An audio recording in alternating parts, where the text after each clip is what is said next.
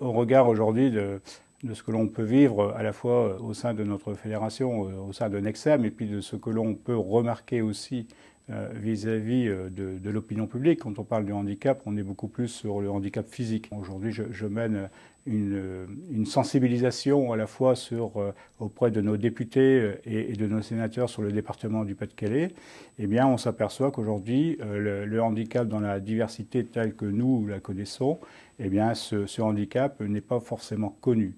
Et cette démarche, on a pris l'initiative sur le Pas-de-Calais de mener cette démarche parce que nous sommes à la veille de la loi de finances de 2019 et notre rôle est de sensibiliser à la fois nos élus, nos décideurs économiques sur justement le financement de ces postes de handicapés ces personnes qui ont une déficience intellectuelle.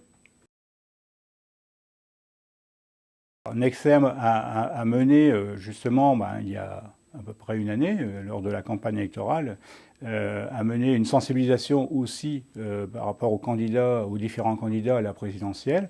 Et Nexem a proposé 14 propositions de réflexion pour pouvoir mener les chantiers au mieux, pour pouvoir servir au mieux ce type de handicap, que ce soit du handicap physique, mais aussi surtout le handicap intellectuel.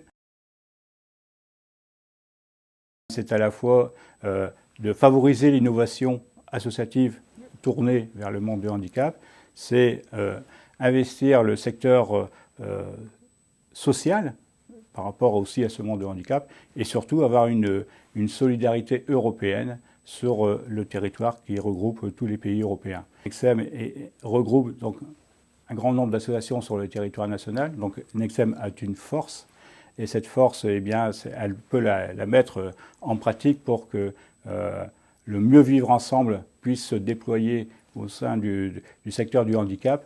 Et donc Nexem est un acteur important sur le territoire national et même sur le territoire européen.